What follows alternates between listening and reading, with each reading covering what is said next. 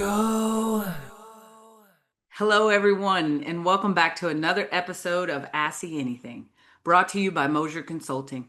I'm your host, Letitia Gwynn, Moser Marketing Coordinator, and we're glad you're joining us for another conversation with our Summer Internship series. Today's episode is titled College Students Speak Honestly About Careers, Fear, and Internship, and we're focusing on Moser's Data Intelligence Division. As technology continues to evolve through AI, analytics, automation, and data visualization, students entering this field are navigating a career landscape. It's exciting, it's competitive, it's constantly changing. We want to hear directly from them about what motivates them, what concerns them, and what they hope to gain from the experience. Joining me today are two of our data intelligence interns. First, we have April Vasquez, an Arizona State University student majoring in biological data science. Yes, I said biological data science. April is originally from Indiana and is interning with Moser's data analytics team. We're also joined by Lauren Tolley from Indiana University, Indianapolis, where she's studying applied data science. And Lauren is from our very own Indianapolis, Indiana. In today's conversation, we'll talk about career goals, technical growth, workplace culture, and the realities of entering today's workforce. We'll also talk about the fears and uncertainty many students face while preparing for life after graduation. We'll also get to know April and Lauren outside of work, hear what excites them most about the summer ahead, and ask what they think they'll say at the end of the internship experience. So let's jump in and meet our 2026 Data Intelligence interns. April and Lauren, welcome to Ask Anything. We're happy to have you. I know that you've been at Moser for a little under a week, and I've seen both of you in the office, but tell me a little bit about yourselves and your background. So, hello, everybody. My name is Lauren Tolley. I am here at Moser. Like Tish said, it's been a little under a week. As far as my background, I am a master's student at Indiana University, Indianapolis, and I'm studying applied data science. And I did my undergrad in Chicago in political science. So, a mix of both worlds. Yeah, thank you for having us. Yeah, my name is April. I currently am a master's student at Arizona State University, specifically in biological data science, and I did my undergrad in biology at IU Bloomington. And yeah, we've just been here a little under a week, like Lauren said, and I'm just excited to meet everyone. Everyone's so nice. It's been wonderful. That's awesome. I'm glad you guys have had that experience so far. Tell me what attracted you to Moser. For me, I did my research on the company and I was really impressed with how you guys really embody your values. You have this list of values like servant leadership and like community service and orientation towards that. And I was really impressed how it appeared that you really live up to those values. You don't just state them, you live them. So that's what attracted me to Moser. Yeah, I would definitely say the same as Lauren. I looked at the company online and I just really liked what I saw. I also was very interested in kind of like pivoting to a consulting company, mostly because my master's program was definitely coding heavy, even though it was more of a STEM background program and it's biological data science, but I wanted some company where I could definitely expand my abilities in coding and allow me to get more of that client experience and be able to not only just network, but get to know people and, just get better at conversing with people that you might not know and different personalities. Yeah, well, we definitely have a ton of personalities at Moser, so you'll get a lot of practice at that. Well, what was your first impression when you walked in? I liked how like friendly everyone is. I feel like you guys are very organized and definitely a company that's like you are introduced to everyone. You feel very welcome. You feel part of the company. And I just like that because at previous places, it's just you walk in, you're an intern, and majority of people don't even really know who you are or had no idea that you were supposed to be even there as your first day. And everyone was aware that we were interns and we were there for a reason, and I really appreciated that. Yeah, absolutely. I'll second that. I am very aware of social dynamics. And so when people don't necessarily want to interact with an intern, I can gauge that, but I've not experienced that at all here. It's very much people are interested in you as a person and what you're doing and what you're hoping to accomplish here at Moser. And I've really appreciated that. When you were investigating, looking around for internships, did the fact that the word paid appeared before the word internship affect your opinion or your interest at all? Was that a factor? For me, at Oh, least, it was not, because I wanted, a company where I could again like expand my abilities to just like code more for not just like healthcare data sets, and that's something that like despite it being paid, I was wanting the job anyways, whether it was paid or unpaid. for me, it was definitely a bonus. It wasn't the main driver at all, but it was absolutely something I considered when weighing my options. Yeah, that's awesome. I would say so. I've been working for Moser for almost 4 years now. And a big part of the company culture is to treat everyone as you want to be treated. It's very important, all the way up from the owners to interns. It doesn't matter who you are, you should be greeted.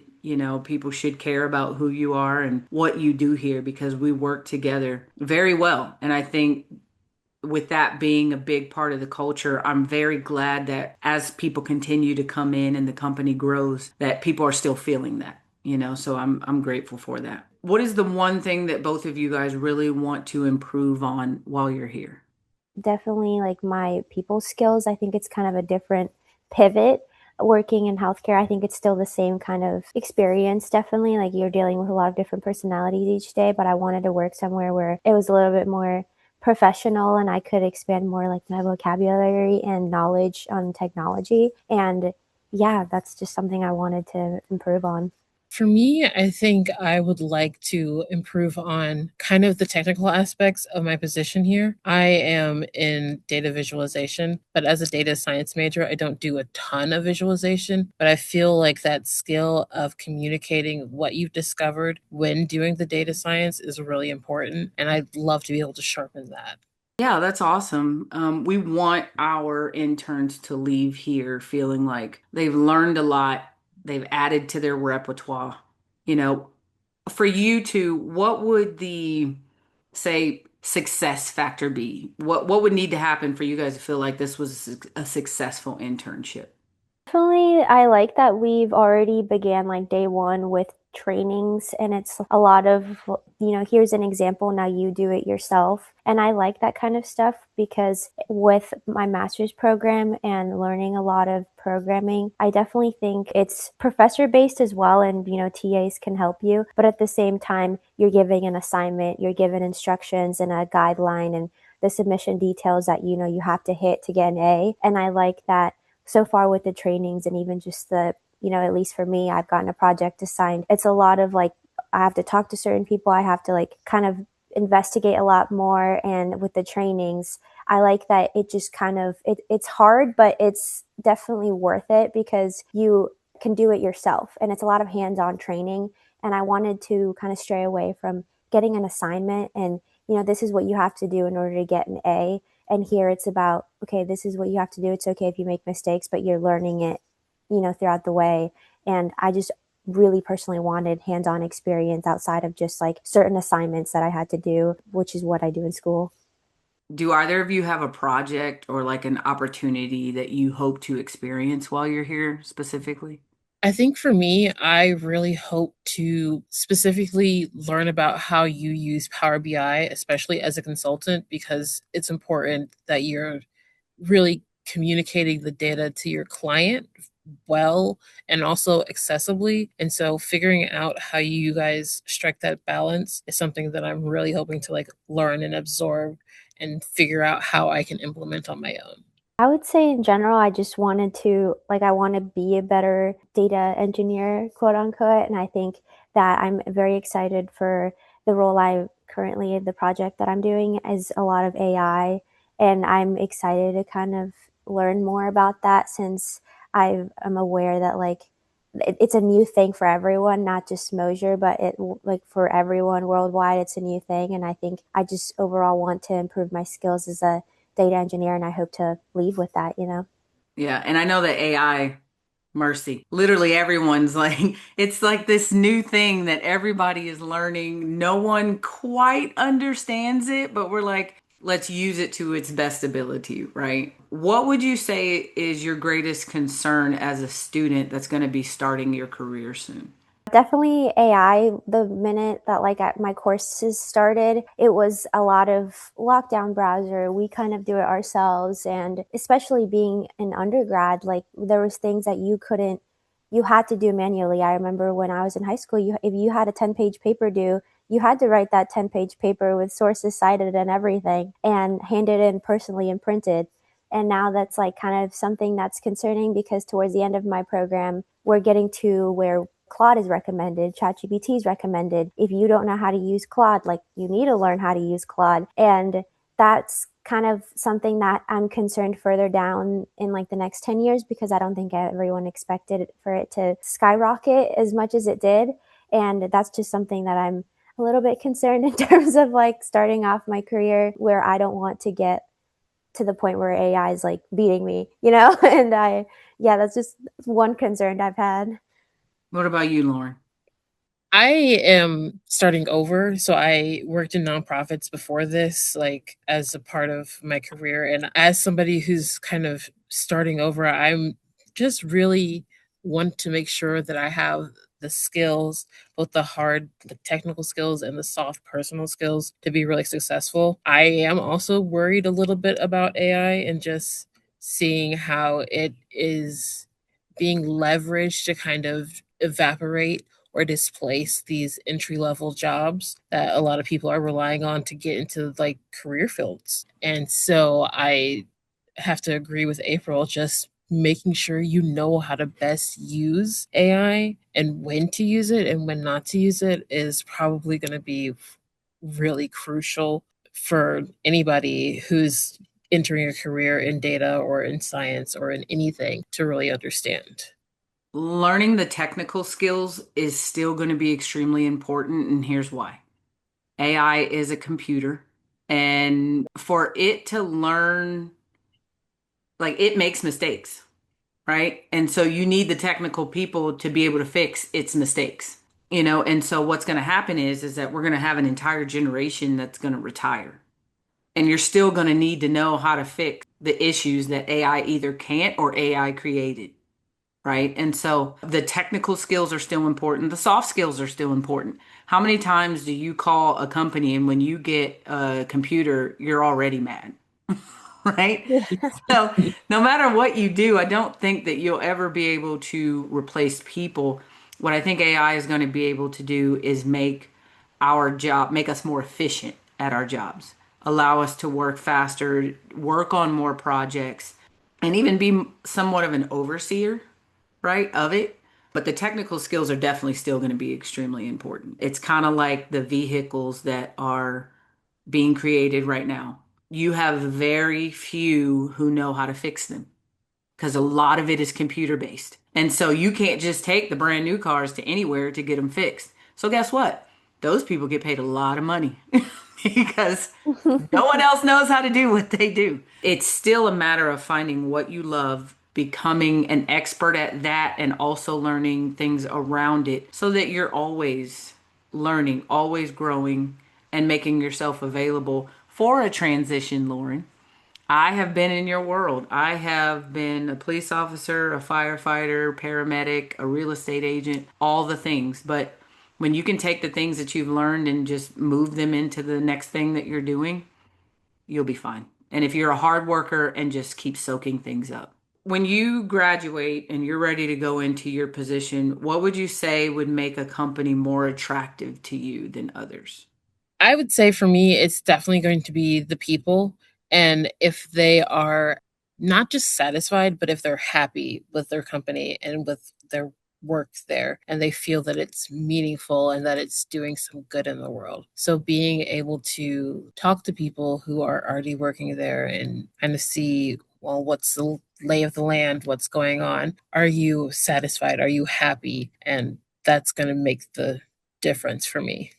Yeah, I would agree with Laura, and I definitely feel like I have currently friends who are in, the working industry, and I work for big companies. And I think that sometimes, yes, you get paid like the big bucks, but I think it's definitely hard because they don't have that work life balance, or they can't, if they need help, they can't talk to their coworker about it. It's kind of like, well, what do you mean you need help? Then you don't really know how to do it. And I think that that's something where I want to work for a company that if you need help and you need assistance, even though you've been there a certain amount of years, that that's okay to ask for help. Because, especially with, being in tech, things are always evolving, things are always changing, and you always have to learn something new. And I think definitely having that environment where, to learn something new and still be confused about it is still welcomed and not frowned upon. I think that's something that I want to work for a company that is okay with you not knowing something. Yeah, and okay with you not having all the information, all the knowledge. I agree 100%. What's something that the older generation misunderstands about your generation? I would say, building off our answer to the last question, that just because we're committed to enjoying work and enjoying our work life balance and enjoying the human aspects of being an employee, that we're not also committed to getting the work done. We're not there to show up and just have a good time and chit chat and then leave. We're going to have a good time and get the work done and get done what we need to get done, and probably some extra things, because we're satisfied with the work environment and with our work life balance. I love that answer. What about you, April?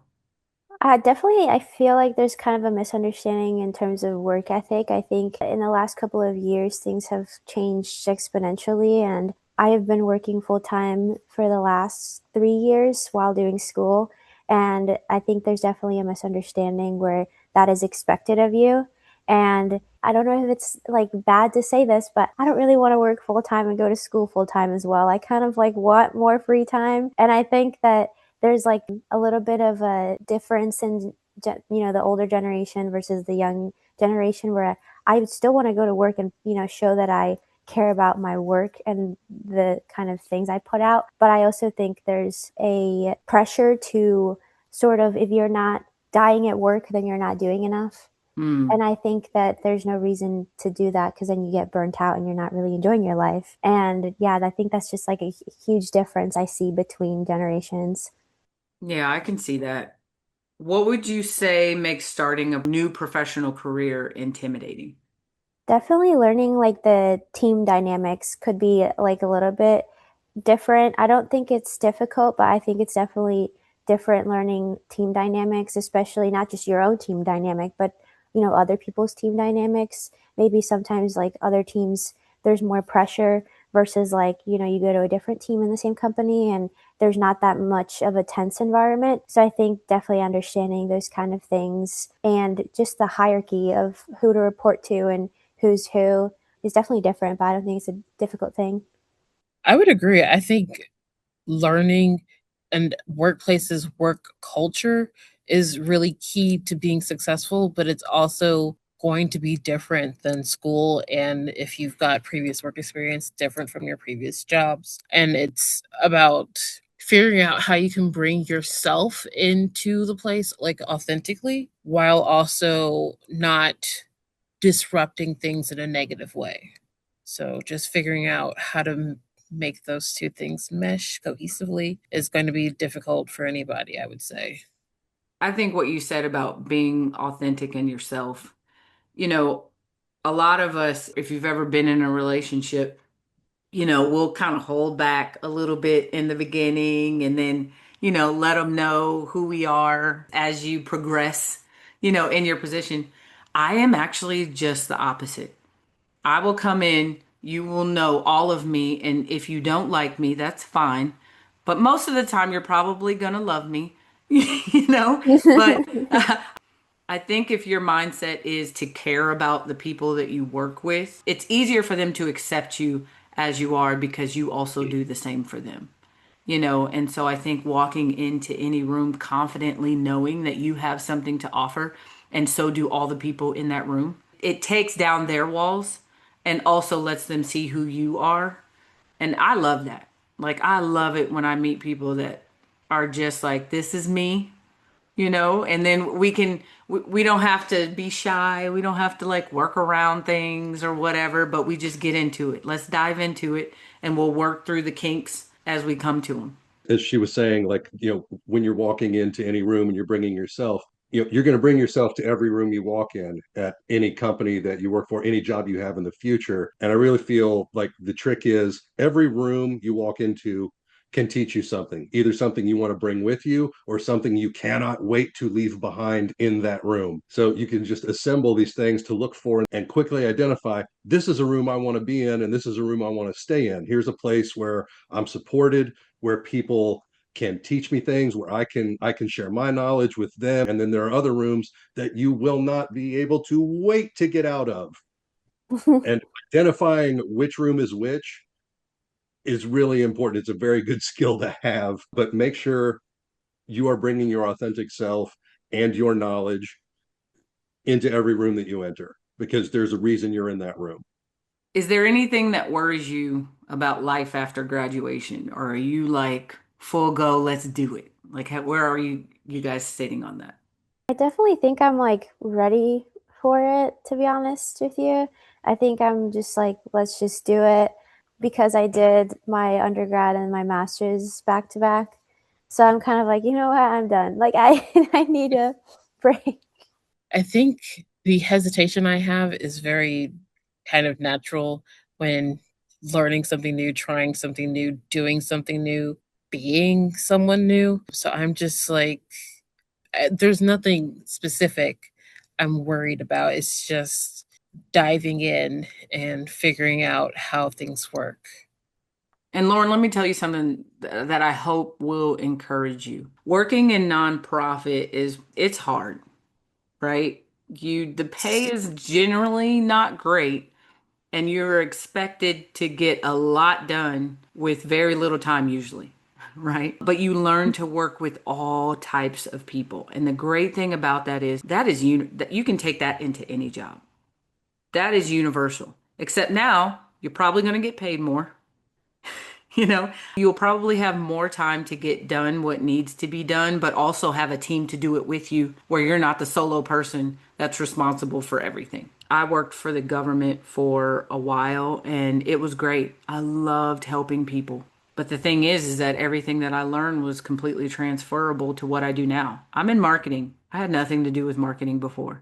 But I have a boss that is incredible that teaches me everything that comes to her mind. Literally, I just like try to soak it all up, right?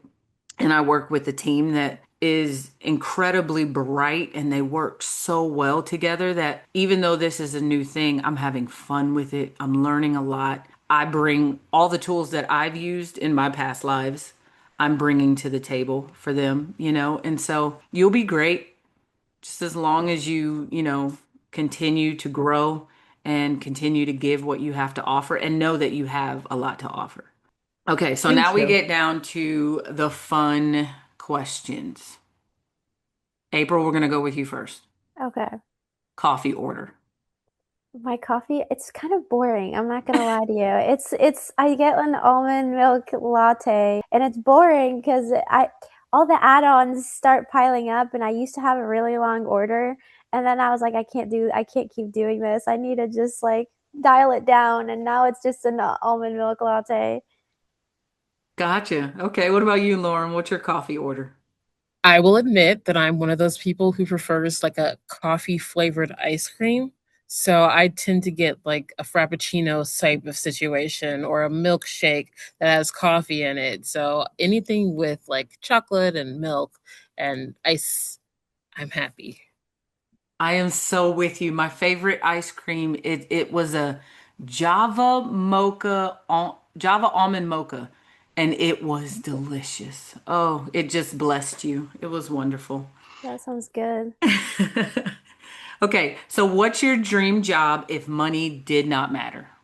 I think I would like to be a big like an animal vet, like a farm vet that has a few farms that she works on and works with the animals just to kind of be outside and enjoy time with animals and help them feel better.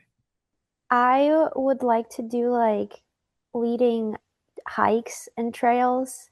Like, I think that's something that would be very fun for me. Or, when you go down to Tennessee and people that are doing like the canoeing and kind of like leading those tours. That sounds really fun for me just because I love really long hikes. And I think, yeah, if money didn't matter, I would be doing that. That's awesome. Have you ever been to San Diego and hiked to their highest point?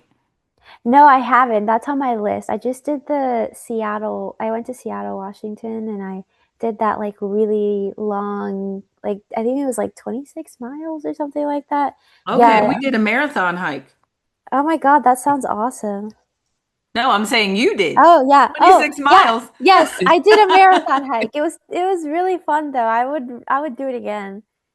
That's awesome. Yeah, so San Diego's peak, it's first of all, I can't say that it's hard, but it is beautiful. And you can see the entire city from up there. Oh my God, that sounds And awesome. there's a ton of people that go on it, but it's not like where you feel overcrowded, but it's beautiful. I definitely suggest going up there for sure. You said the Smoky Mountains. My wife and I have done pretty much every trail in Smoky Mountains National Park.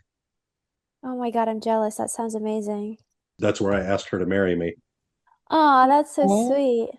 You would think, but there's another way to look at it is where I led her into the deep into the woods and on the side of a cliff. So I don't know. So if she's in a mood, the way she tells it, sometimes there's this slight air of menace behind the thing. But if she was very happy to say yes. She assures me. I'm So glad you didn't lose the ring on the way up. I about wore a hole in the pants pocket of the of my hiking shorts because it's like still there. 3 minutes later, still there. 20 seconds later, still there. Oh, I bet you were Like, nervous. Oh my. oh, and I didn't drop it over the cliff, which was also That's good. good. That's good. Yeah. hey, a win is a win. Right? All right, so in closing, give me one word that you feel about entering this summer. Excited. That was gonna be my word. Lauren's like, stop taking my word. No, it's okay. I'm gonna say hopeful. I hope this is gonna be a really good experience for everyone involved, and I hope I learn a lot. Very nice. What do you think you'll say at the end of the internship? I definitely think I'm going to be very happy with how much I've learned just because this is like an experience I've been wanting to get under my belt. I think I'm going to say that I had a good time and that I learned a lot. And hopefully, I'll say that I accomplished these certain activities and like I can show them and add them to my portfolio and we can talk about them on the podcast. That would be what I'm hoping to accomplish. I agree with Lauren. Awesome. I really appreciate you guys coming on the podcast and sharing, your hearts, your feelings, your hopes, the whole nine, and getting to learn more about both of you. I look forward to seeing you throughout the summer. Marketing, we love our interns. So if you need anything, come let us know. You need some swag, we'll hook you up. I mean, so Thank yeah. you. Yeah, Yeah. we've got William and Sophia are interning for us over the summer. They're both going into their senior years of their undergrads. But yeah, if you have any questions or need anything, or as Tish said, need some Moser swag, let us know. And Will do. also, I know that a lot of your people work remotely. So if you're like, I don't want to be by myself all day, when we come into the office on Tuesdays and Wednesdays, you guys are more than welcome to come join us as long as you can deal with our craziness. Yeah, especially like at lunchtime, if you're like, I don't want to eat alone or roll on over, there's always empty seats near us. Just Even if grab there's one. not, we'll make room. Yeah, we'll add a table. Thank you so much, guys. I appreciate it. All right. Have a great rest of your day. Yeah, Yeah, you guys have have a a good You great day and too. have a good weekend. Enjoy have a Monday. great weekend. Yeah. All right. Bye. See Yeah. ya.